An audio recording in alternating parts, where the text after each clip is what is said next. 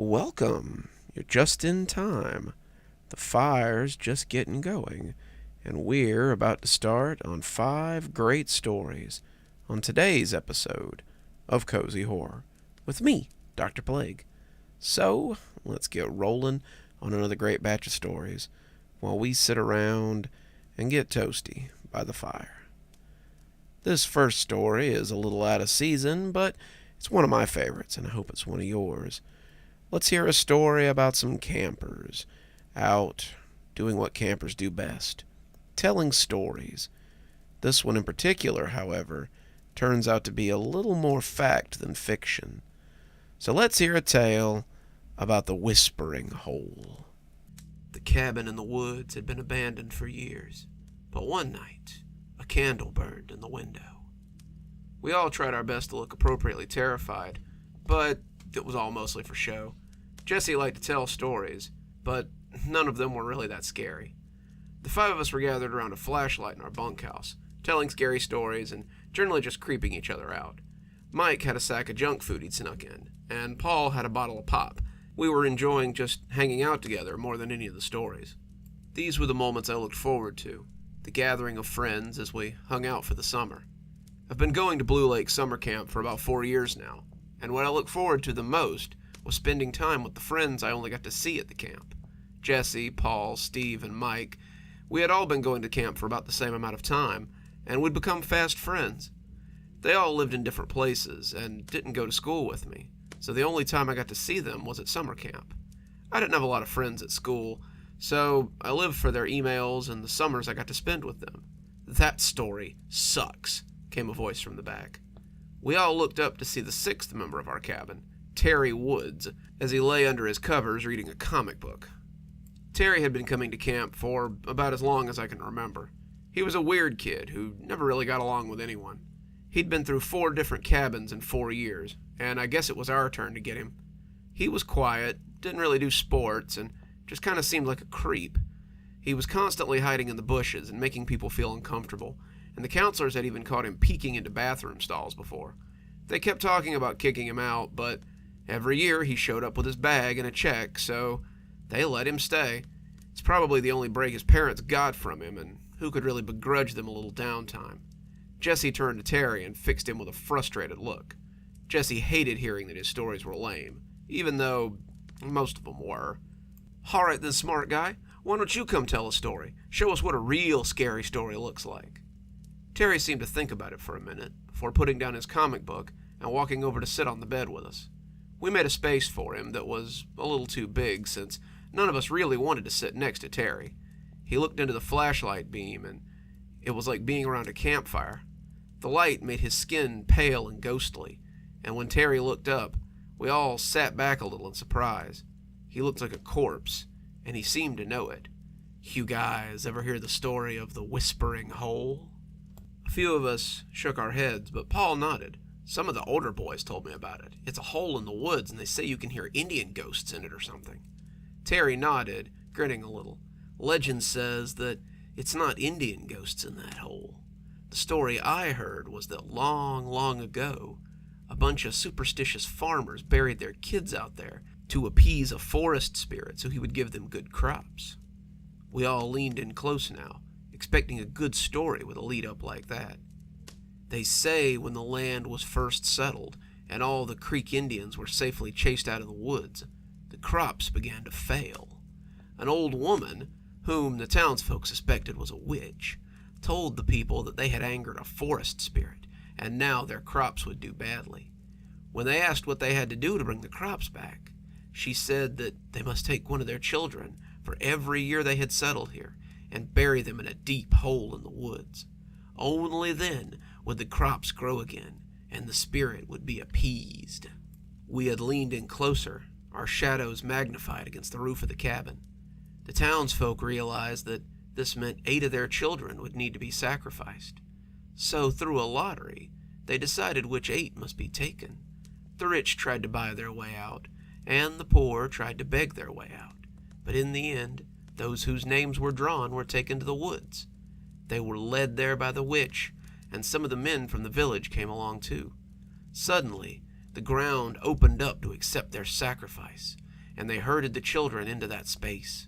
When the last one fell into the earth, the forest erupted in a mighty roar. The crops grew, and the town prospered. But if the townspeople needed to be reminded of the price they paid for their prosperity, they had only to visit the hole in the woods and hear the whispers of the children. The town is gone now, but the hole whispers eternally. We sat in silence for a moment, all of us looking at each other as the story came to an end. Terry had created something special here, but none of us believed it. It was just a story, plain and simple. Or so we thought. "Wow," Jesse said. "Gotta give it to you, Tera. That was a good story." "Oh, it's no story," Terry said. "The hole exists. I've been there." We were silent for a few seconds. Then we all began to laugh, thinking Terry was just making a joke. All of us, except for Terry, that was. As the laughter died, we all looked at his deadpan stare and realized he was serious. "You want to go?" Terry asked. The five of us looked at each other. Did we want to go out in the woods with someone we didn't quite trust and didn't really like? I already figured I knew how the rest would answer, but when Jesse spoke up, it came as a bit of a surprise. "Sure, let's go see this whispering hole. You're in, right?" he said, looking right at me. I surprised myself by nodding, but the other three shook their heads almost at once. Mike was afraid. "It could be dangerous out there. I don't think I want to go." Steve was condescending. "There's no whispering hole. Terry's just trying to play a trick on us, guys." Paul was sensible. "We should get some sleep, guys. Counselor Hank said there was going to be a big hike tomorrow, and we don't want to be tired for it." In the end, though, Jesse wouldn't be turned away, and I certainly wasn't going to let him go by himself. So, Terry, Jesse, and I snuck out of our cabin and trotted off into the woods with only the moon to guide us. "So," Jesse asked, "where is this whispering hole?" "Not far," Terry said, leading the way. "The camp's actually pretty close. It's about a mile, I guess." Jesse balked at that. "A mile? That could take us nearly an hour in the dark." Terry grinned that same jack-o'-lantern grin at him. "Then I guess you better start walking and stop talking." Then he headed off into the woods, and it was either follow him or turn around. At this point, turning around didn't seem like much of an option, so Jesse and I went. The woods were alive in a way that we had never seen during the day. I saw a pair of eyes looming overhead a second before an owl took flight. The crickets hit a reeing point that was close to eye-watering. The sounds of squirrels and birds were replaced by night creatures that were just beginning to come alive. With the moon on high and the wind rustling the overhead canopy, we felt immersed in an alien world the deeper we went into the woods. This was different than the camping we did. This felt almost dangerous, and it was exhilarating to three young boys in the woods alone at night. We followed Terry for about 45 minutes, all of us sweating and waving off the clouds of mosquitoes, before Jesse asked him if he was lost. "No, I know where we're going. It's just a little farther." He had picked up a large limb and was using it as a makeshift machete as he thwacked at the branches. I had found a stick of my own, a large one that I was using as a walking stick, and I saw Jesse looking around for a stick of his own. The way he was doing it, though, made it seem weird. He wasn't looking around in that lackadaisical way that kids look for sticks. Jesse seemed to be looking for a stick with a purpose. "You okay?" I asked, keeping my voice low. Jesse started to answer, but grinned as he found a big stick that looked like a club. He picked it up and took some test swings before turning back to me. "Much better now. I feel way better now that I have something to defend myself with." "You hear something following us?" I asked, looking around to see if I could spot it. "It's more what we're following. I don't really know Terry. Do you?" I shook my head, ducking a low-hanging arm of a pine bough, and yet, here we are, following him into God knows what. "You buy his story about a whispering hole?" I don't know. "Not really," I said with a little shrug. "So then, where's he really taking us? Is this some kind of psycho crap? I want to be ready if it is." I realized that I had done the same thing without thinking about it, and tested the end of my walking stick against the dirt. It was a sorry excuse for a walking cane, but I supposed it was better than nothing. Watching the back of our guide, I suddenly wondered if we could take Terry if it came to it. Terry was fat, but he was also bigger than either Jesse or I. I had seen him play soccer once, and he seemed slow and easily winded. If he got his hands on you, though, I wondered what might happen. He could probably hurt one of us really bad, and then it would be up to the other to either fight him off or run for help. At a mile, I didn't like the thought of having to run all the way back to camp, but I liked the idea of running while Terry stalked me through the woods even less. It didn't matter, though. Not really. Once we came to the hole, it was all irrelevant. The closer we got to our destination, the quieter it seemed to become in the forest. The sounds of night birds and insects softened at first, like sounds heard with the TV volume turned down. But the deeper we went, the more they seemed to become actually silent. We were soon walking through a silent forest, and it made my skin crawl. Forests aren't supposed to be like that, and the idea that something actually lay ahead made me break out in goosebumps. What could it be that had scared all the wildlife away? What could it be, and what would it do to 3 kids who just wandered into its territory? Terry suddenly stopped, declaring that we were there. He stepped past a little ring of trees, and we followed him. Terry had the stick balanced on his shoulder, but when we came into the open space, he pointed at the hole with the gnarled branch. "There it is, boys, the whispering hole, just like I promised." We turned to look, and I could see Jesse's fingers were white as he clutched his club. When we saw the hole, though, those fingers seemed to become boneless, and the stick spilled out of them. He stepped towards the hole like a drowning man paddling for a raft, and I felt equally as moved. The whispering hole wasn't a hole at all. It was like nothing so much as a grave. The grave was about 6 feet tall and 6 feet across. The earth had not been dug out, despite the amount of it sitting on either side of the hole. The way it looked, the earth had simply spat the dirt out like a mouthful of spinach to have its mouth free of the taste. The pit was deep, too, and Jesse and I bent over to look down into the black mouth of that chasm. The whispering was slight, sounded more like a babbling brook than actual whispering. Jesse made a rude noise, looking back at Terry as he rolled his eyes. "It's just an underground river. You drug us all the way out here to show us an underground river?" Terry shrugged, but his grin never faltered. "It's the whispering hole. Have a listen. They say you can hear the voices of those dead kids down there."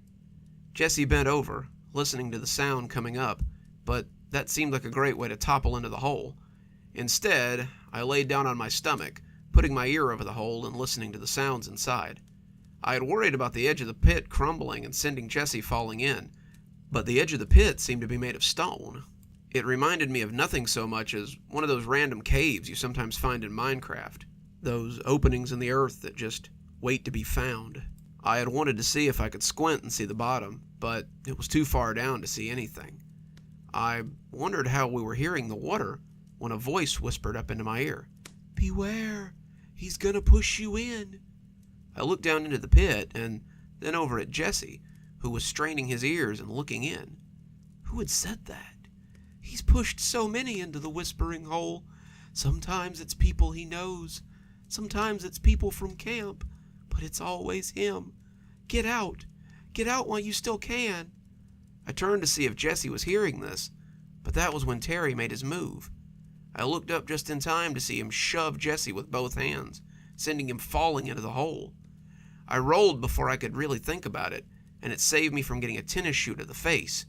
Terry was still smiling, but his foot was coming down again and again as he tried to stomp me. I was scared, moving purely off adrenaline, and when I sprang back to my feet, he lifted his stick like he meant to club me. He didn't say anything. He just ran forward with that gnarled branch he had been using to clear the path. I threw my own stick at him and turned, running into the woods as I tried to make it back to camp. I had to let someone know what had happened out here. I ran through the forest like a startled deer, but it seemed like something was stalking me. Something big was behind me, and the farther I ran, the louder and more frantic it became. I felt like Snow White as I ran through the woods, the once enchanting landscape now little more than a nightmare forest that grabbed at me with every step.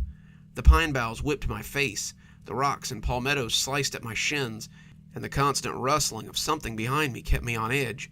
Every time I would think about stopping or slowing down, I would hear it, and it would pique my adrenaline again. I could have run for hours as I dodged the large something, but eventually I saw the familiar lights of the camp not far ahead of me.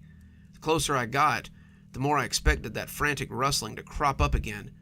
It had seemed to chase me all the way from the whispering hole, and I could just see Terry stalking me as he tried to stop me from tattling. What would he do if he caught me? Would he club me with that branch? Or would he just drag me back to the hole and toss me in? When I broke free of the woods and made it back to those familiar cabins, I felt blessed indeed. The scoutmaster came after a few minutes of steady knocking, and he looked grumpy. When I told him what had happened, though, he woke up pretty quick. He pulled me into the cabin and took my statement as he called the police. The police came and had me take them to the Whispering Hole immediately. Most of them looked like just regular cops, but a few had bags of climbing gear for spelunking. The scoutmaster and I went with the 8 officers and 1 dog, and as the woods got quieter again, I knew we were getting close. When we came into the clearing, I didn't see any sign of Tera anywhere. The guys with the bags looked over the edge of the hole, and with their spotlights, they found Jesse as he lay at the bottom. I was so afraid that he was dead, but one of the officers said that he was moving some when they shone the light on him. They told me later that we had both been very lucky, since Jesse had fallen almost 50 feet into the underground cave. Both his legs were broken, badly broken at that, and he had hit his head pretty hard, but he was alive. The guys with the bags went down to get him, a stretcher coming down on a cord, and when they got there, one of them said that they'd need some body bags after they got the kid airlifted out. There's about 6 other bodies down here, and all of them look like children. Most of this stuff the police either asked me about, or it was stuff that I picked up when I wasn't supposed to be listening, but it paints a pretty grisly picture of Terry's crimes. Well, not Terry, I guess, since there is no Terry. Terry had taken 6 other kids to the hole, 2 of them campers from the previous year, and just shoved them in. He had made up the story of the Whispering Hole to take other kids out to the spot so he could push them in and listen to them die. A few of the bodies had clearly died on impact, but the coroner said that a few of them had probably lived for a day or 2 as they sat out there dying. The sicko had probably come to check up on them as they lay bleeding to death, and it appeared he had meant to make us his next 2 victims. There's a manhunt going on right now for Terry, but the camp has relatively little information on him. The address they have goes to an empty lot in a trailer park. Terry pays by cashier check every year, and the phone number they have on file goes to a disconnected number. They've never met Terry's mother or father, and they have no idea where he lives. They know that he lives close to the Whispering Hole, but the chances of finding him might be slim if he lives in the woods somewhere with relatives. The camp has agreed to call if he turns up, but camp is definitely canceled this year for Jesse and I. Mom says I can visit him in the hospital if I want, and the paramedics told me that he wouldn't be alive if it wasn't for me. So do yourself a favor, and don't listen to any stories about the Whispering Hole if they're told around the campfire this year. Terry will need a new hunting ground, and he may be coming to a summer camp near you.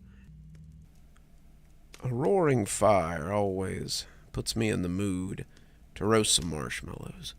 One of these days I should probably bring some. I always forget to buy them when I'm out.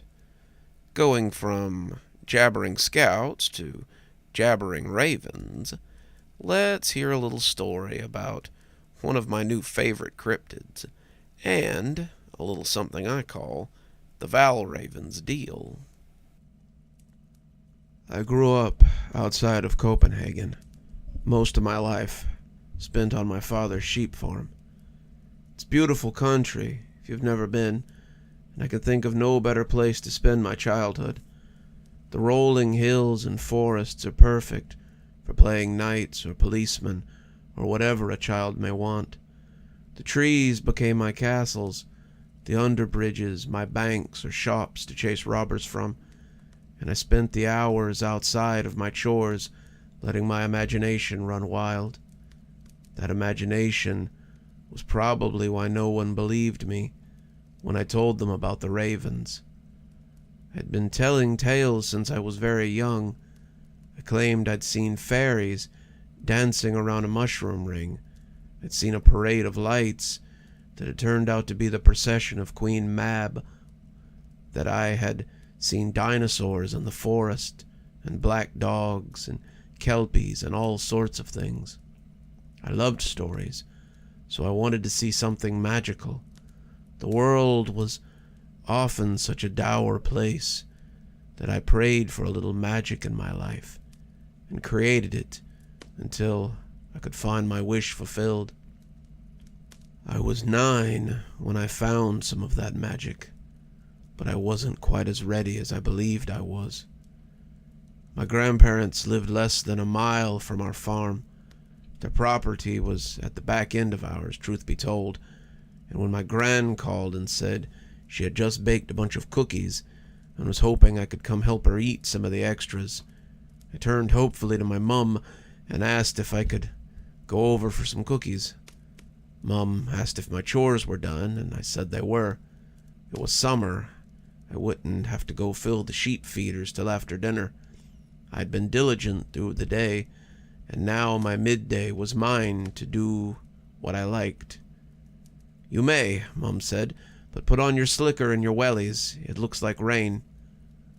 A few minutes later, I was set out in my duck-yellow slicker with my big green rubber gum boots on an adventure to Grandma's house. I found a stick on the way, my sword for this quest, and I was cutting through the sheep fields and heading for the little path between the fields. It was a place I liked to play sometimes, and my grandfather had told me it had once been the site of a great battle. He said old Danish kings were known to make war on each other, and the land around Copenhagen had seen a lot of bloodshed over the years. The area between the farms, but a quarter-mile of dirt road, was said to have been the site of several skirmishes, and I wonder now how many had lost their lives there. As a child, however, it was just fun to think of knights fighting each other as their steel clanged and the horses whinnied. I heard the thunder rumble, something that was not the loud sound of hooves charging forward, and thought that Mum was right. The rain would be coming soon. If I didn't want to get wet, I needed to hurry. Getting wet wasn't really something I was too worried about, but Gran liked to keep the house nice and dry, and a wet little boy was likely to be asked to leave after he'd eaten only a few cookies. I came out onto the road, racing the rain, but I wasn't alone. Perched on the wooden fence which separated the road from the fields were ravens. I don't mean crows or blackbirds. I mean ravens. If you've never seen them together, then you might not understand, but ravens are quite a bit larger than crows. They are more than a little scary looking, too, especially to a child not yet 10. I expected they would take flight when I came onto the road, but they did not. They sat looking at me like hateful old men watching a trespasser, and it was clear that they would not leave simply because I was there. They were proud birds, and this was their place, and it was I who was the interloper. It was spooky, but I wasn't really afraid of them. I was a little scared. There were a lot of them, and I was a small boy, but I didn't think they would hurt me. These were no boogeymen, no trolls or goblins, and they were more spooky than scary. Papa put out straw men to keep these devils out of the garden. They were birds, and birds couldn't hurt me. "Boy," said a voice, and I froze in my tracks. "Boy," it said again, and I looked around to see who had spoken. Was it one of the ravens? Ravens could speak. I'd heard that somewhere, and maybe these ravens had picked up a word or two. Mum said ravens were smart after all, so it wasn't that hard to imagine that it could be them talking. I kept walking, trying not to look at them as I went. They were just birds. They didn't want anything from me. Birds didn't talk to people. They just, "Boy, stop," the same croaky voice said. That drew me up short. The bird had told me to stop, so I had. I felt a chill run up my spine as I turned to look at the group of crows. A murder. It was a murder when it was crows. And I saw one that was different. His feathers were white. They weren't gray. They were snow white. His beak and legs were black, the color his feathers ought to be, but his eyes were the most frightening part of him. They were red, like a rat's eyes, and they stared at me with far too much intelligence. We just stood there for a while, staring at each other as the thunder built overhead, and I started to wonder if I had imagined the whole thing was still just a bird, so it had two words. What of it? Didn't mean it was different from the rest or anything. "Thank you, boy," it said, its speech perfectly understandable, if not a little raspy. "I was not sure you would stop for a moment. I have to ask a favor of you, but in return I will grant you any wish you desire." I looked around, expecting to see someone standing nearby throwing their voice, but it was just me and the ravens.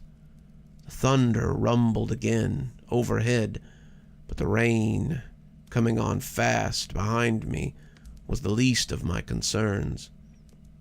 Now I was more worried about the talking raven with the white feathers. I started to say, not sure how to answer. "Are you talking to me?" The raven appeared to chuckle, a clicking sound that the others picked up quickly.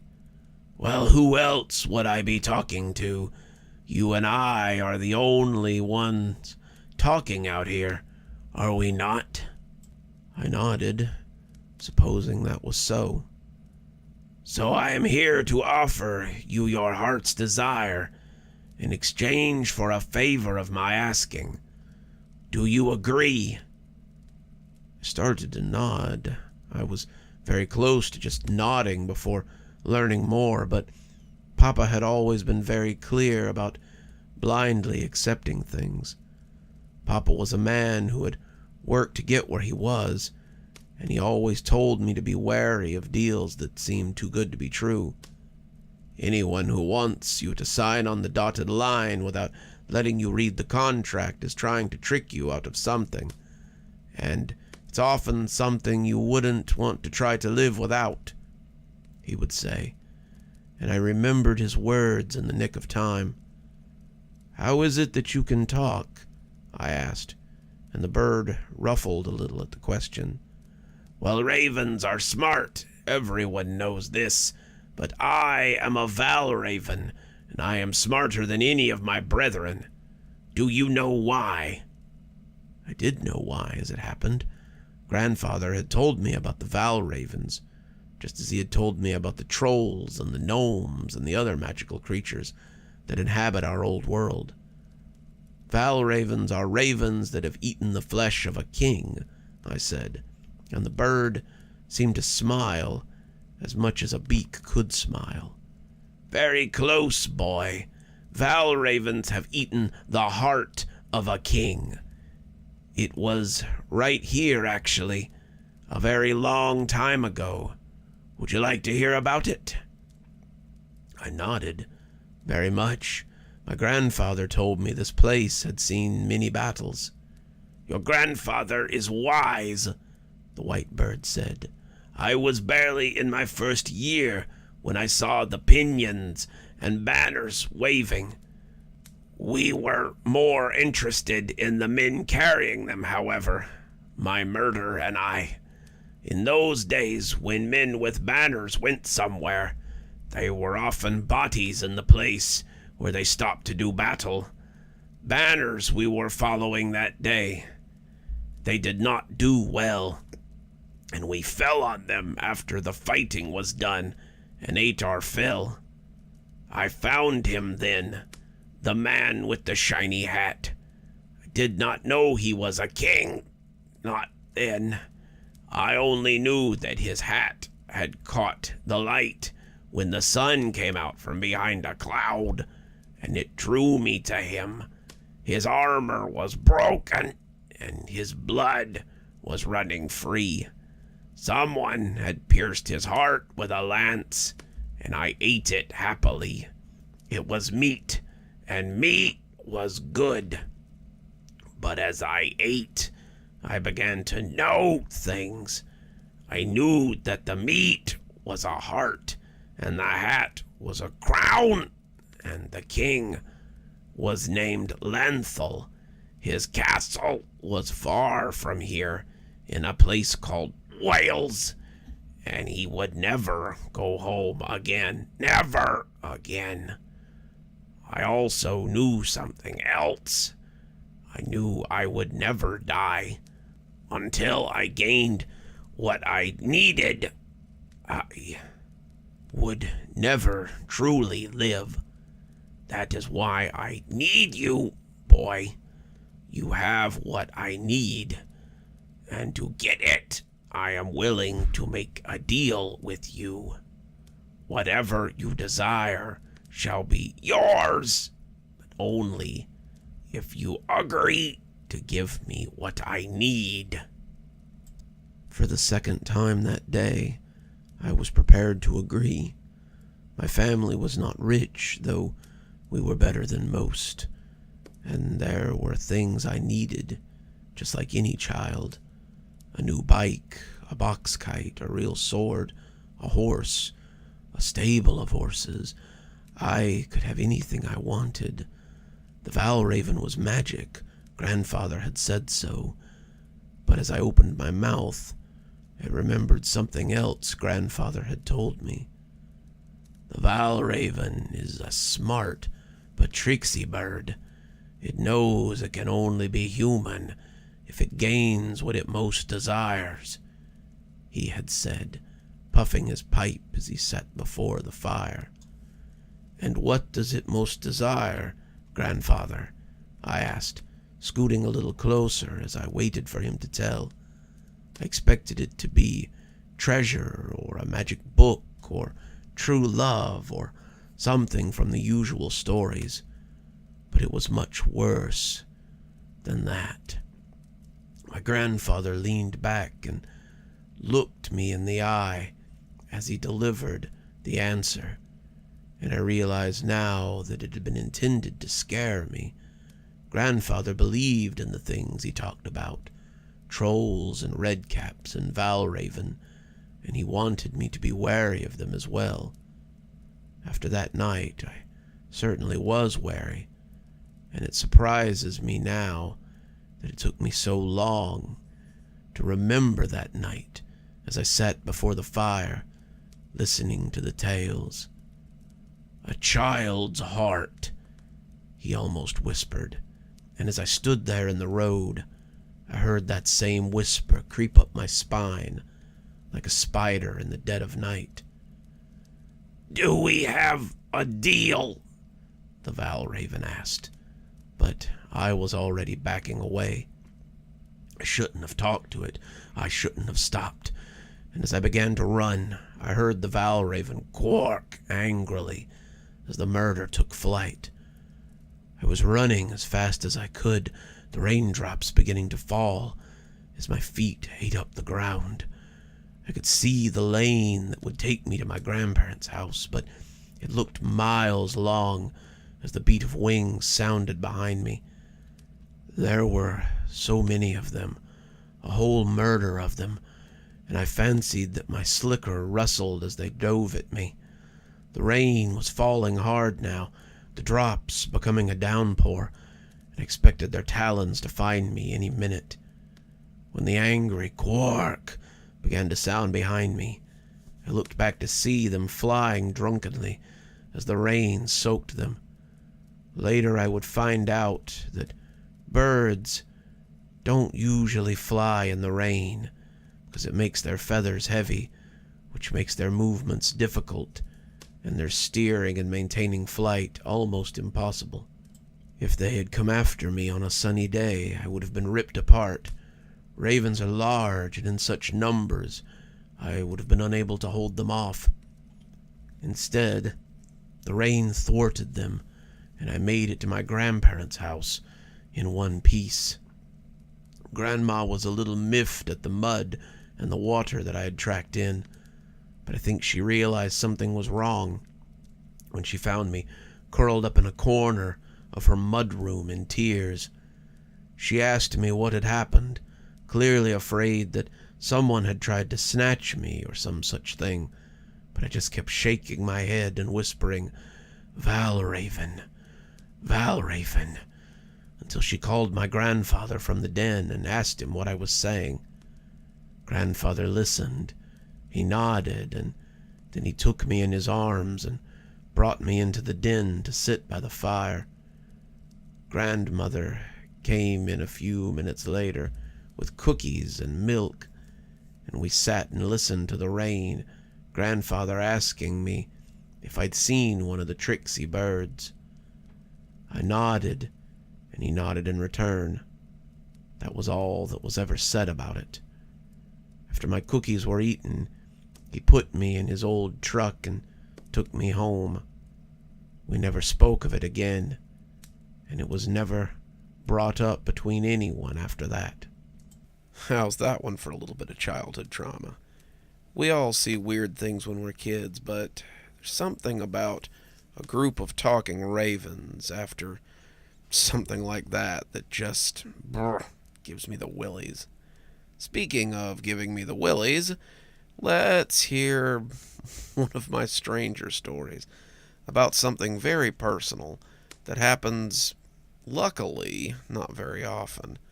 Let's hear a story about the touch of a stranger. It should have been the least stressful part of his day, but it was something that Steve would never quite get over. The kids had been bugging him to take them to the fair all week, but Steve would have rather taken off his skin with a cheese grater. He'd been working all week, his legs were killing him, and that wasn't the biggest issue at play either. The thought of bumping elbows and shoulders with people in a setting like that made him feel squeeby just thinking about it, though Steve would never admit to it. Steve had been plagued with haphophobia since he was young. It had been worse when he was younger. Steve hadn't even wanted his parents to touch him, but the thought of strangers touching him would send him into a near catatonic state. He spent years telling people not to touch him, avoiding hugs and handshakes, and stepping around people if they got too close. This set him apart from his peers and made him a bit of an outsider. After years of work and a lot of therapy, he'd gotten past some of it, but he still really didn't like to be touched by people he didn't know. Seeing his kids upset was hard, but Steve just couldn't bring himself to plunge into that kind of environment. Not until his wife had guilted him about it. "I think you ought to take the kids to the fair, Steve."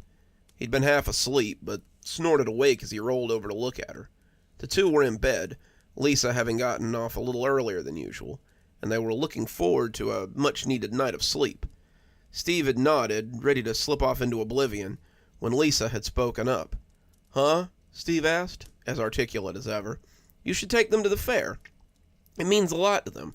I'd do it myself if I didn't have to work until 11 on Saturday." "I'm just..." Steve grasped for an excuse that would make her let him sleep and drop the conversation. "So tired from work. The boss has been working us hard, and I don't really think I have the energy to putter around the fair." She rolled over, wrapping her arms around him as he leaned back against her. Lisa would never know how much work it had taken to get to this point, and he never intended to let her find out. He had never told her about his mental issues. He was afraid that she would see him as weak or an oddball and might leave him because of it. He doubted it. They had been married for years, but it was always something in the back of his mind. I know it's been a long week for you, but it would make your kids happy. Please, for me." Steve wanted to tell her no, but it was hard to say no when she was pressed up against him. There weren't many people Steve could stand to have this close. The list was very short. Lisa, the kids, and maybe his mother. He wanted to make her happy, wanted to make the kids happy. So, despite his better judgment, he agreed to take them. So, just before sunset on Saturday night, Steve found the three of them standing at the ticket booth just outside the teeming throng of people that made up the town fair. Even now, he could feel the presence of the crowd. It teemed with life, the sweating masses that would push at him, their skin rubbing at him as he and his kids walked by.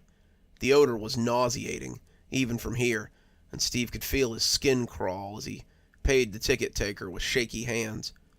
As they headed through the rusty chain link surrounding the fairground with his oldest, Robbie, and his youngest, Charles, Steve knew this would be the biggest test of his mental health in some time. From the instant he stepped inside, he could feel the combined weight of the crowd pressing against him. No one actually touched him. They were a little too polite for that. But the oppressive nature of so many people moving around him was still a lot. The combined smell of sugary fair food, stale sweat, cigarette smoke, and the puff of dry earth from the fairground was like a cloud around him. The warmth of so many people so close to him and his kids reminded him of being too warm in his winter clothes. It was stifling, the miasma of emotions at odds with the smiling faces of his kids, and Steve tried to keep it together as his skin threatened to crawl right off his body. At first, Steve believed he could distract himself from all this. The food smelled good, but it was hard to keep it down with the combined smells of humanity wafting around him. Fried this and battered that went into his stomach, but even the culinary oddities couldn't keep his anxiety at bay. People sat too close to him, their heat radiating into his skin, and Steve began to feel claustrophobic as the crowd pressed against him outside the food tent. Due to COVID protocol, the fair had to ask guests to only eat in designated areas, but that didn't seem to be stopping most of them from walking around with small buffets in their arms. As he came out of the tent like a man who's seen a ghost, Steve thought maybe the rides would be a better distraction. The rides looked fun, but the seats were so close that it was hard to quantify as a distraction. Every ride pushed him closer to his fellow riders, and their skin on his was unbearable. No matter how close he pulled his arms in, no matter how small he made himself, he could still feel the warm, sweaty, disgusting feeling of the other riders beside him as their rubbery flesh pushed against his. He spent every ride feeling more and more like he wanted to crawl out of his own skin, and when Charles reached for his hand at the end of every ride, it took everything he had to grasp it. He felt ready to puke, ready to scream, and after a while he just let the kids ride the rides as he sat back and tried to keep control of himself. Rob and Charles had gone off to ride a collection of rides around the bench that he was sitting on, and as they moved, Steve moved as well. He was aware that they could get snatched pretty easily in this environment, but Rob was stocky for his age, and Steve hoped his size would dissuade anyone from messing with him or his little brother. As he sat on the metal bench, almost feeling the heat of every ass that had touched it before, he wanted to pull his knees up to his chest and feel the comfortable bump of his heart against his kneecaps. He hadn't done that since he was a kid, something that had driven his mother crazy, but he longed for that comfortable press now as the unnamed masses flooded around him. Steve would have never believed that there were so many people in this small town, but it appeared they were all on display tonight.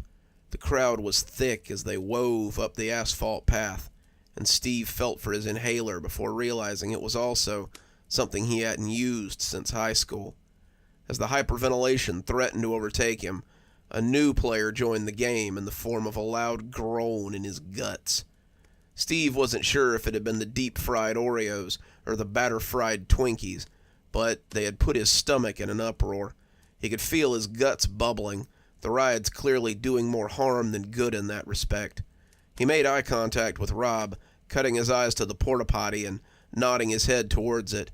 Rob seemed to struggle with the implications for a moment, eyes darting between his dad and the little plastic shit box, before he finally put the pieces together and gave his dad a thumbs up. Steve was off the bench like a shot, his guts feeling like they were full of eels, and he locked the door as it clattered shut behind him. As he let his jeans hit the floor of the filthy bathroom, Steve felt a wave of calm roll through him. That might sound strange, feeling at ease in a disgusting toilet, but as his backside hit the plastic seat and the sound of the fair buzzed softly outside the rough walls, Steve found that the isolation was what he'd been seeking. Here it was just him and his thoughts, and he breathed a sigh of relief for the first time that night. As he did his business, he felt a sense of ease take the place of the anxiety he had felt for the last few hours. It felt like he might be able to return to the fair now, his burbling guts appeased as he purged the combination of fried foods. He heard his leavings splash below him, but didn't get up immediately. Steve wanted just a few more minutes, a few more seconds of quiet, and he would sometimes wonder if that had been his downfall. The universe, it seems, had found him greedy, and his punishment came a half a second before his eyes opened. He stiffened as he felt it, and could feel every hair on his body standing at attention. Something had touched him. It felt like a finger, just the pad of a single digit, but the feel was unmistakable as it caressed his inner thigh. Steve was frozen, his ease and peace gone as fast as the sour mash that had brought him here. This couldn't be real. Nothing was below him. Nothing that could touch him, at any rate. His anxiety was playing tricks on him, but if it was very convincing. He could feel it creeping up his thigh, going higher and higher. As it threatened to invade something too intimate for his mind to accept, Steve felt himself surge forward, falling onto the floor as his pants tripped his scrambling legs. In the murky light of the porta-potty, Steve saw something as it descended back into the muck of the tank. It was clearly a hand, the finger extended, and as he tried to press himself through the plastic portal to the noisy outside world, he saw it rise from the muck. It was a man, thin as a rail, who seemed to grow taller as he rose from the cesspool. His arms were cartoonishly long, their length dripping with noxious sludge. As he smiled, Steve saw teeth that looked too big for a normal mouth. The crap fell off him with thick plops, a sound that would haunt his dreams for years to come, and when he leaned down to loom over him, Steve felt sure that he would simply unhinge his jaw and swallow him up. Then he slid back into the repulsive stew like a reverse jack-in-the-box, and Steve felt the door open to release him into the barely lighted world. When Steve came scrambling out of the stall, his pants still around his ankles, he was screaming for help. There's something in there. There's something in the tank," he yelled, people gathering as he tried to get his pants up again. The police may have taken their time, but the fair workers had already quartered off the toilet. People watched the door, not wanting to let anyone get out, and the crowd that surrounded Steve was very supportive. He was sitting on the same bench he had run from, a blanket around him as he tried to ignore the well-meaning strangers who tried to comfort him. He'd told the crowd what had happened, blushing at the details as he relived them, and the police arrived about the same time the pumper truck did. His sons sat beside him, comforting him as he sat shaking, and he was glad for the firmness of their hands this time. An officer took his statement as the men with the hose set to work. They were using a small pumper hose, not wanting to accidentally suck up whoever might be in there, and Steve couldn't help but watch the hose jiggle and jounce as they emptied the tank. The officers had just finished taking his statement, telling Steve they would get the guy, when the truck driver came up and spoke in a low voice to the officer. The officer rolled his eyes and nodded, flipping the notebook closed as he started to go. "Wait," Steve stammered, aren't you going to arrest the guy?" "Tank's empty, sir. There's no one in there." But, Steve started, his anxiety rising again. That's impossible. I saw it. I saw it with my own eyes." "Be that as it may, tank's empty, sir. It's a crime to misuse law enforcement, sir. I'd suggest you let me get back to work." As they left, so too left the crowd, many of them now whispering darkly as Steve and his sons were left sitting on the bench. They had left then, the fair mostly over by this point, but it seemed the mistrust came with them. If you didn't want to take us, you should have just said so instead of doing something like that." They'd been driving home when Rob said it, and when Steve looked in the rearview mirror, his son appeared on the verge of rage tears. "I didn't make it up," Steve said, wanting to take offense of his son's tone, but understanding his embarrassment. "I know what I saw."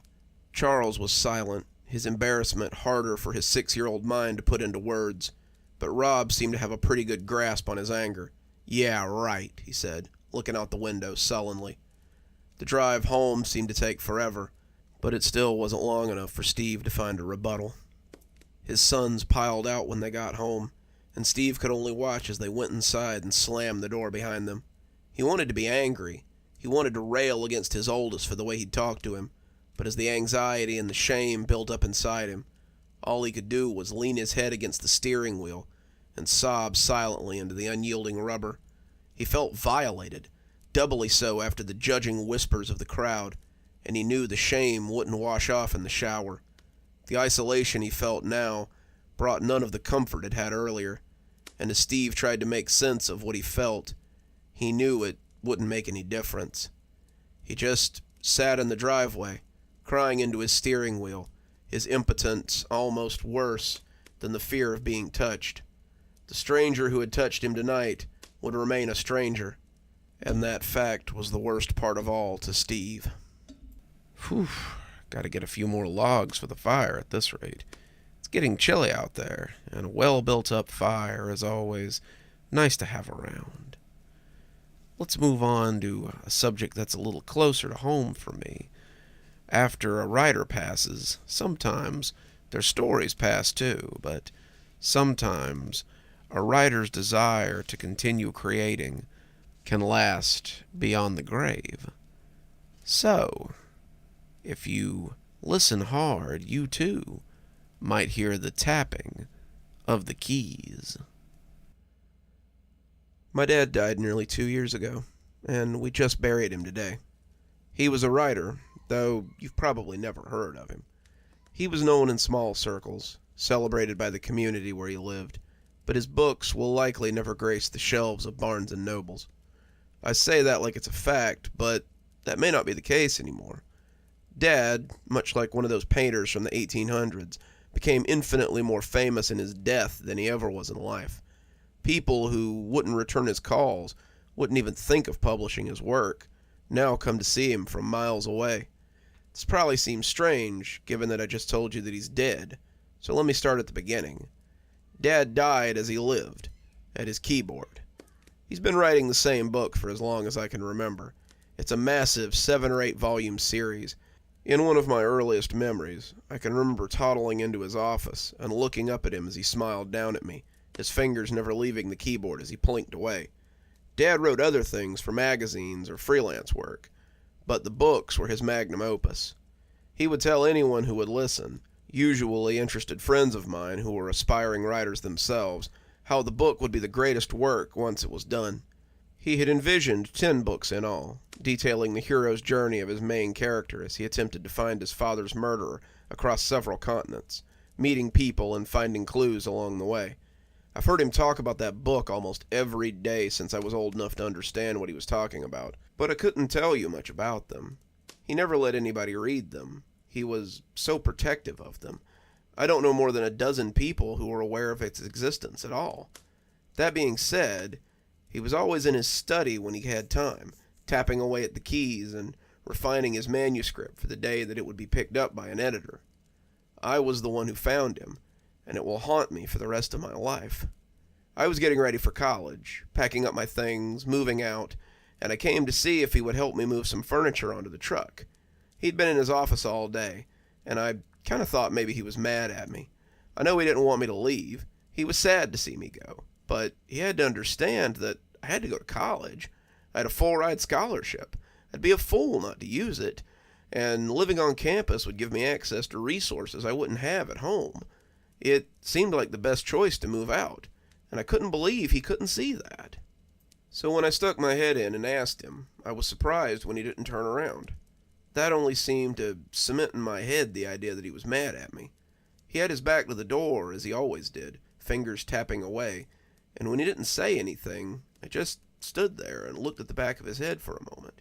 He had a bald spot forming, the hair receding away from the center, and I thought it was a little sad to watch my dad aging in such an obvious way. I asked him again, his fingers never slowing, but when he didn't say anything, I just went downstairs and managed to manhandle the desk into the U-Haul by myself. I decided I wouldn't bother him if he wanted to act like this. He would fold when it came time for me to leave, apologizing for acting like this, and we would have a hug before I drove off into the sunset.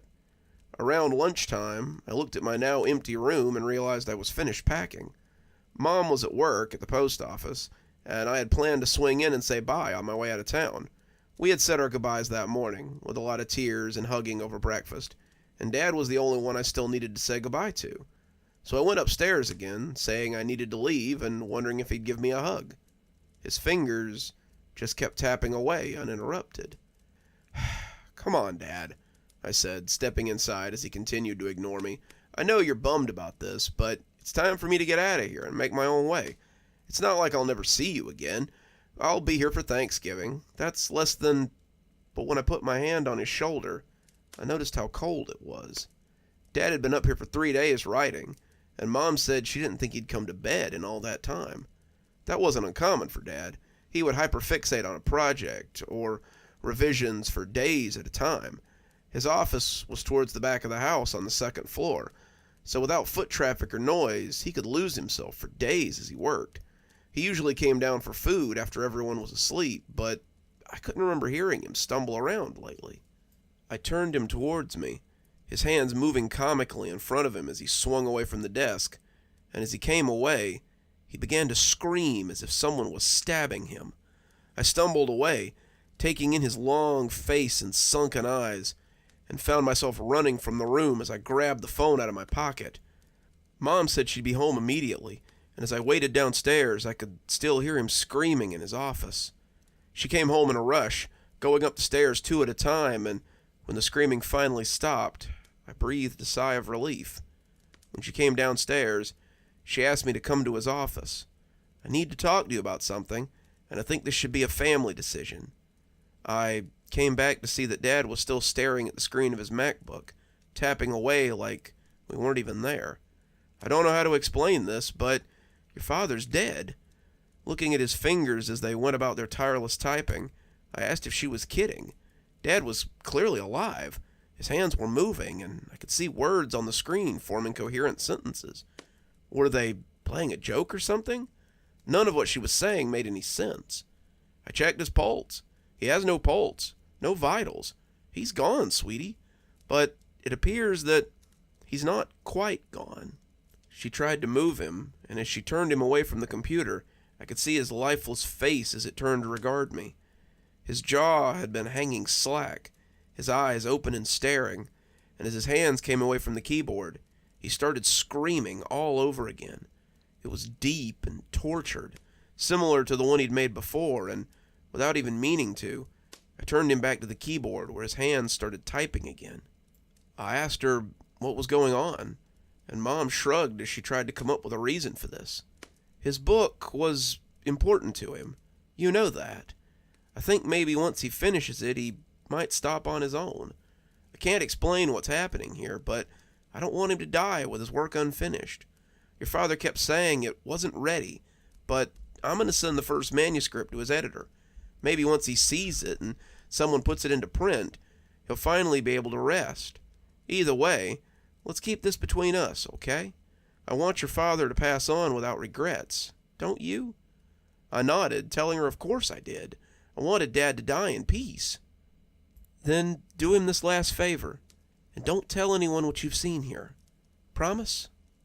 I really didn't know how to feel about this, but I told her I wouldn't tell anyone, and she thanked me as she hugged me goodbye. I left in my U-Haul, unsure how to feel about the situation, but I kept the secret. I didn't come home for the next year. I came home for Thanksgiving, as promised, but the whole thing felt uncomfortable. Mom and I sat downstairs eating, her curious about how school was going, and me filling her in on my studies. As I ate turkey and tried to have a normal conversation over stuffing, all I could focus on was the tap-tap-tapping from upstairs. Mom had closed the door to Dad's office, something that I could never remember happening at any time in my life. But despite her best efforts, the tapping was still audible. There was a smell from the room at the end of the hall, and I was worried about her living in a house with a decomposing body. She said he hadn't decomposed much, but I think she might have been trying to spare my feelings. Worse than the smell, though, was the tapping. It never stopped. It sounded too loud to be from whole fingers. Despite this, Mom was in pretty good spirits. She said that Dad's first book was being edited, and his publicist thought it was likely to be ready for shelves by next year. He couldn't believe my dad had been keeping this gem to himself for so long.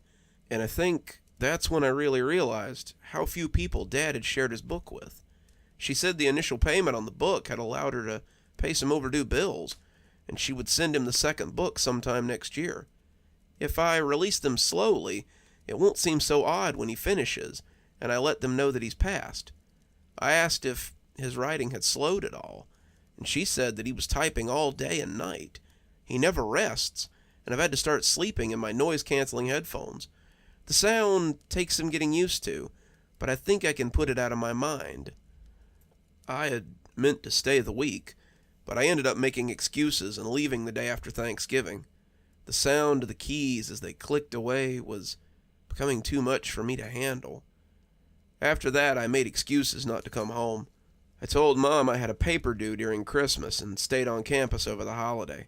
I took extra classes so I didn't have to come home on the semesters that I'd be able to take a break from. I still called her on the phone, but our conversations became shorter and shorter as time went on. The longer I was on the line with her, the more pervasive the clicking became, and it felt like I could hear it over the phone no matter where she was. Mom's mental state began to deteriorate as well. She'd sent the second book to his publicist, and he'd fast-tracked it after the first one had done so well. She deflected any sort of interviews or phone calls for Dad, telling them how shy and anxious he was. But people really seemed to want to pick his brain about the direction of the books, and they were becoming harder and harder to put off. She didn't sound like her usual self either. It was clear that she wasn't sleeping. She said the clicking was getting louder and louder the longer it went on. I tried to do some soundproofing on the office, but it never seems to help. I can't stand to be in there for very long. Even though he's looking at the screen, I can feel him watching me when I'm in there. I think I can hear something moving around at night, too.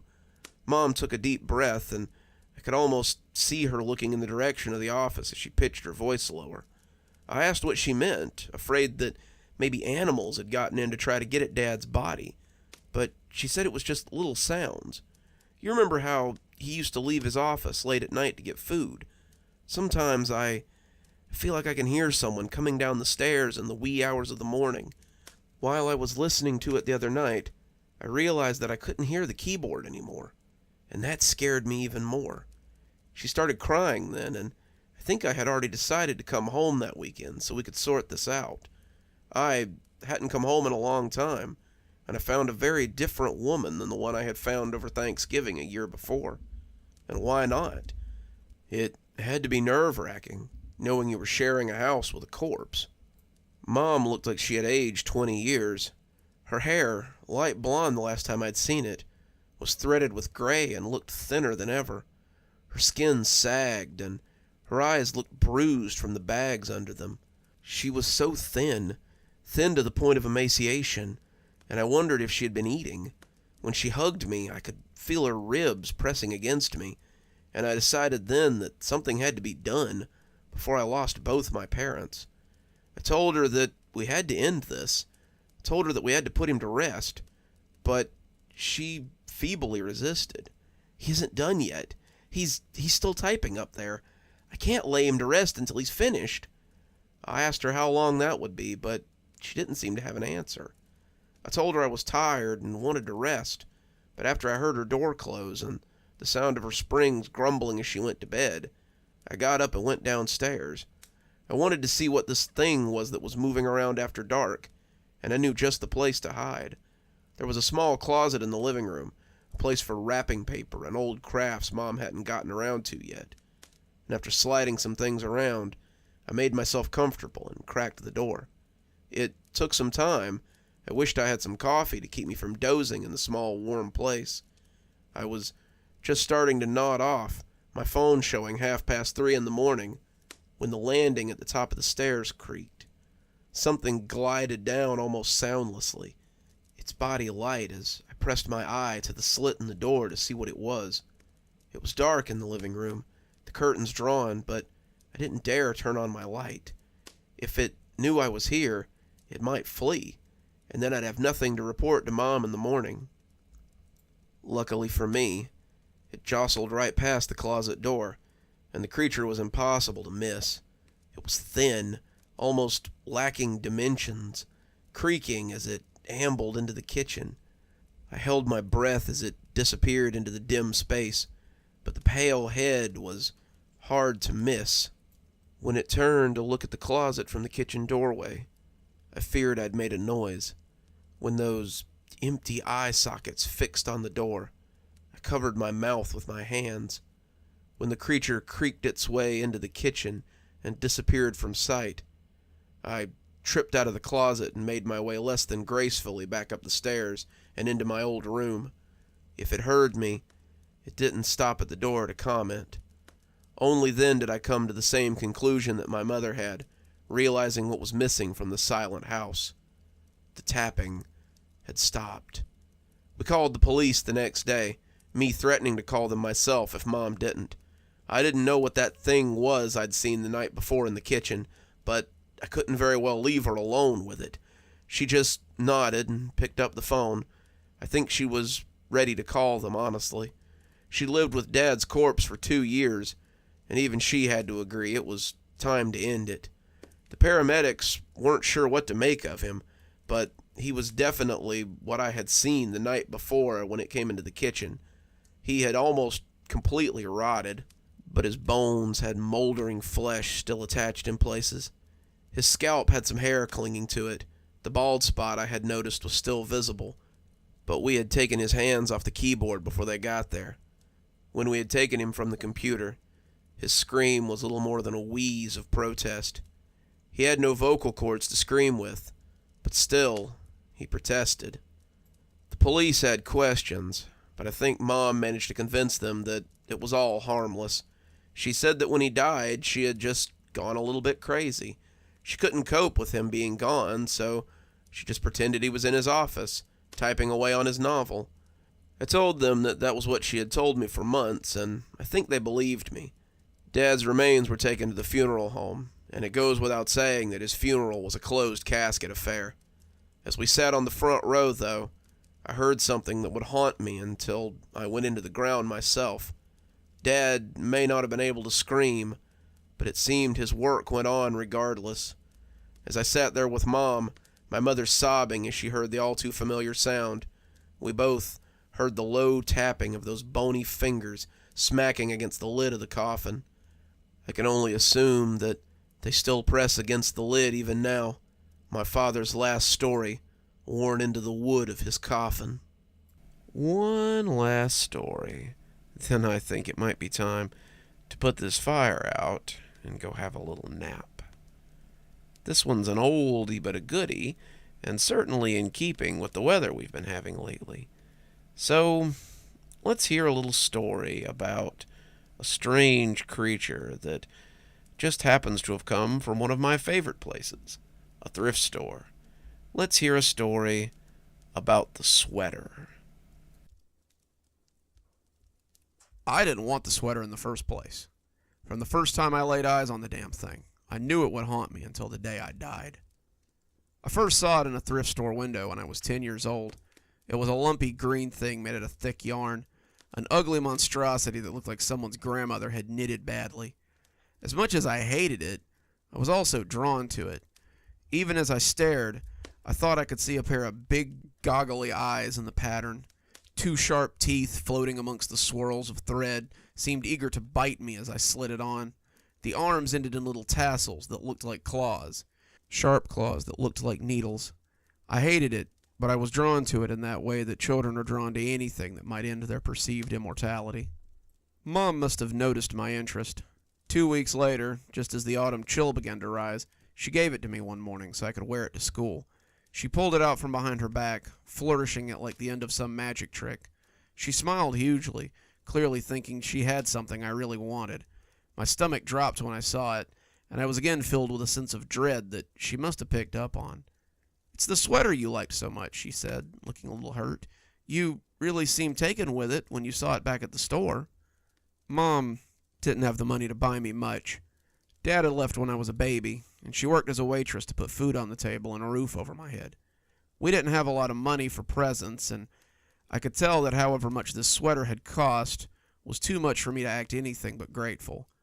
I pulled it on, not really wanting it on my skin, but pretending it was the most beautiful thing I'd ever seen. It was made out of scratchy wool that I just knew at first glance would make me feel too warm. It rubbed at my skin like steel wool as it settled on my arms. It just felt wrong as it sat against my smooth skin, and I immediately wanted to take it off. It felt like there were bugs in it. As I walked to the door, I couldn't help but wonder if maybe roaches or earwigs had gotten into the fabric. She walked me to the bus stop, all the while smiling at me as I pretended the sweater wasn't the worst thing I'd ever worn. As the bus pulled away from the curve, I yanked it off and stuffed it in my backpack. My friend Mark looked at me strangely. "New sweater?" "Mom found it for me, but it's just about the most uncomfortable sweater ever." "I thought it looked kind of cool," Mark said, "like Slimer from the Ghostbusters." The movies were pretty popular around this time, and I had to admit that it did look pretty ghoulish. The pattern on the front, big teeth and bug eyes, did make it look a little like the green ghost from the movie, and we talked about it all the way to school. I forgot all about the sweater until I got home that afternoon. I found it crumpled at the bottom of my backpack when I got started on my homework. I took it out and laid it over my desk chair. As I sat to do my homework, though, it began to itch at me. I took it and tossed it in a chair by the closet door instead, getting back to work. Even having it against my skin made me feel weird, and I couldn't help but glance over my shoulder at it as I did my homework. It felt like it was looking at me somehow, staring at me with those huge bug eyes, and I felt haunted by it as it sat placidly. When Mom came home a few hours later, she seemed happy to see the sweater. "I knew you would like it. Was it warm enough today?" "Yeah, it was just right," I lied. I finished my homework and went downstairs to help with dinner. Typically, I would have sat in my room or watched television till dinner was made, but tonight, I just wanted an excuse to be out of my room, away from the sweater. My room felt invaded every time I looked at it, and I just wanted to be anywhere but there for a few hours. I didn't think about it again until it was time for bed. I came into my room, pajama bottoms and white undershirt on, with my mouth still feeling minty from the toothpaste. I was ready to climb into bed when I saw the sweater again. For some reason, I just couldn't stand looking at it anymore. I picked it up, the coarse fabric scritching at my hands, and tossed it under the bed. I knew it meant nothing, a meaningless gesture, but I didn't want it watching me while I slept. Mom came in and kissed my forehead. "Good night, honey," she said as she turned off the lights and closed the door. I burrowed down under the covers and started getting comfortably sleepy. It had been a long day, with another one to follow, and as I began to edge towards sleep, I started to hear a weird noise from somewhere in the room. It sounded like someone dragging wire across the hardwood, and as I focused my attention on it, I could hear the sound sliding across the boards. I sat in my bed and looked for it, that harsh slithering that wound its way over the flooring. As I cast my eyes over by the chair, I saw the source of the noise. It was the sweater. It was sitting on the chair where I had thrown it earlier, leering at me with its toothy grin. It couldn't be there. I had thrown it under the bed. But there it sat, as though I'd never grabbed it in the first place. Maybe I'd been wrong. Maybe I hadn't thrown it. Maybe I'd just imagined the whole thing, and now I was just scaring myself. I rolled over and tried to get back to sleep. As I tossed and turned, though, I could almost feel those bug eyes looking at me. I pulled the covers over my head, trying to block it all out. As I lay there, I imagined I could hear that wire dragging across the wood again. It was like the scratching of claws times 10, and I could hear it going under my bed and towards the wall. I peeked out from under the covers and looked towards the chair, making sure that hideous sweater was still there and not responsible for the noises. The chair was empty, though. I sat straight up and peered around the semi-dark, searching for the sweater. It couldn't have moved. It was a sweater, a stupid sweater, and even my 10-year-old brain knew the sweater didn't just get up and move around on its own. I looked over the edge of the bed, seeing nothing, and hesitantly hung upside down so I could glance under the bed. In my 10-year-old brain, that was where the monsters lived, and this sweater had become a monster now. I peeked, afraid to see it, but it wasn't there. Only a few toys and some dirty clothes greeted me. I looked back at the chair, still finding it empty, and snuggled down under the covers so I could get some sleep. I awoke in the morning to a terrible pain in my arm. The sweater was in bed with me, curled around my arm as though it had gotten tangled on me in the night, and I wrenched it off violently. I didn't want it to touch me. I didn't want it to contact my skin. As I came free, I saw the source of the pain.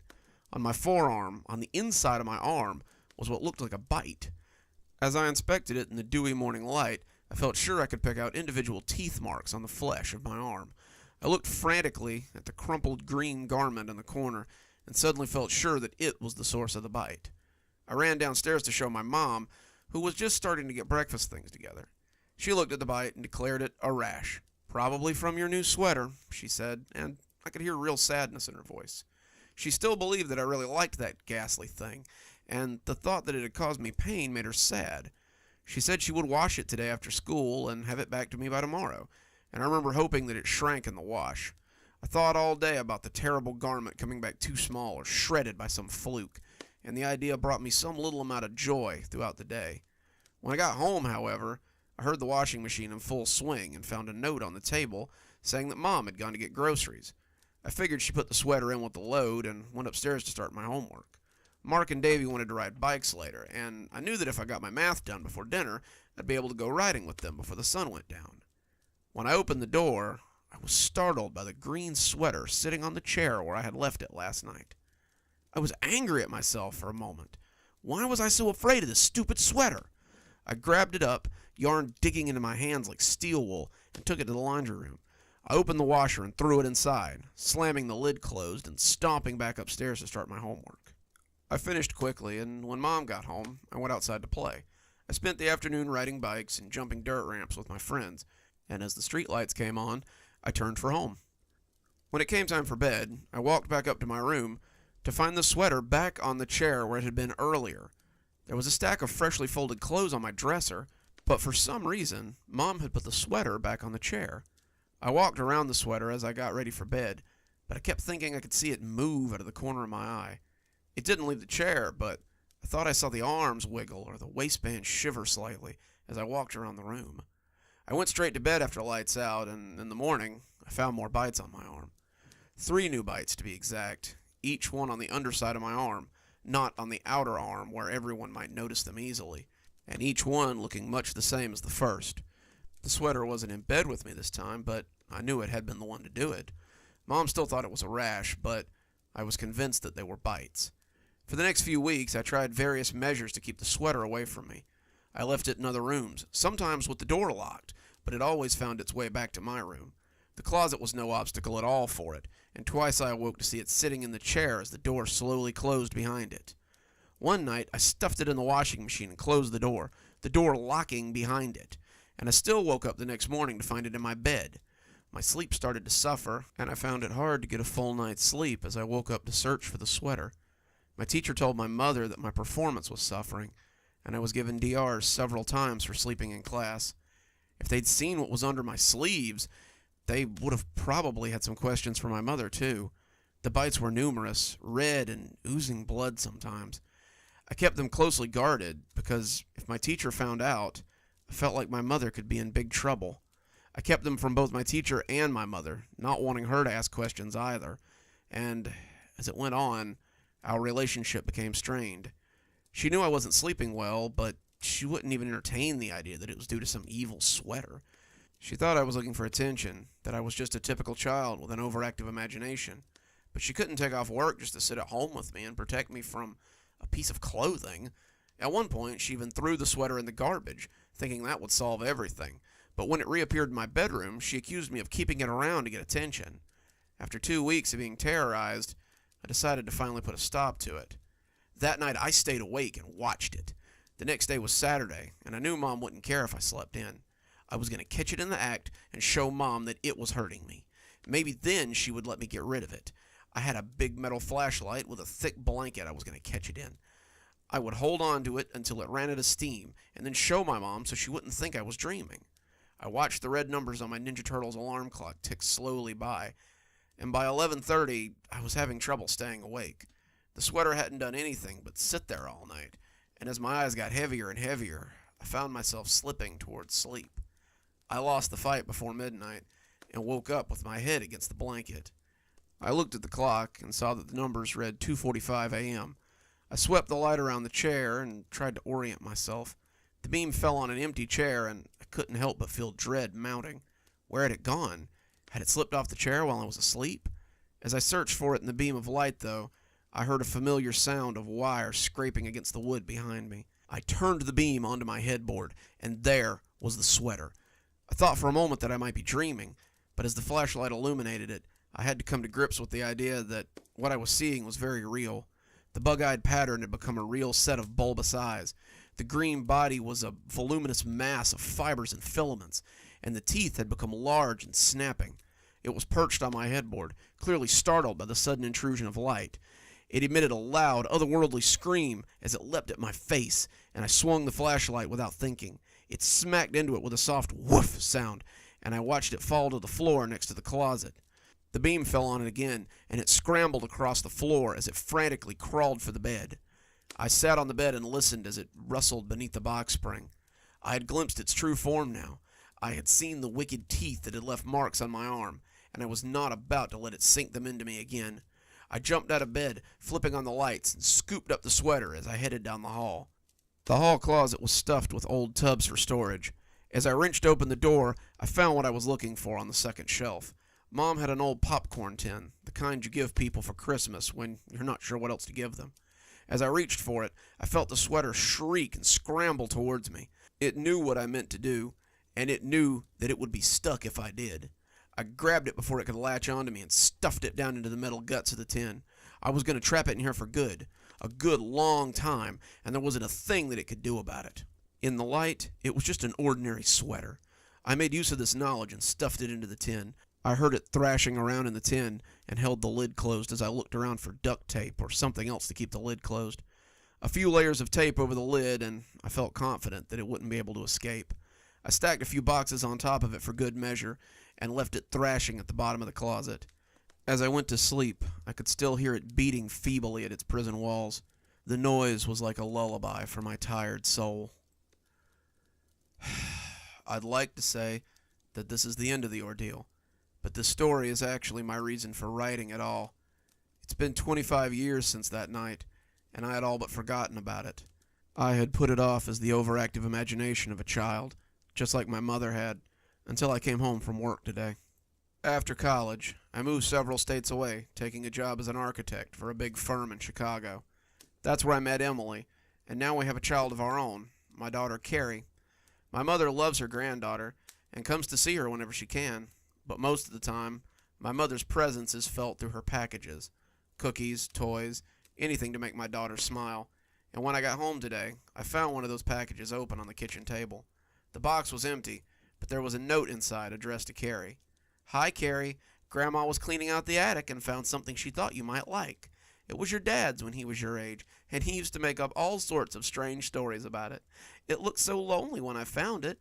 I thought you might have more use for it than me in the Windy City. Love you, Grandma." As I looked at the note, my blood ran cold.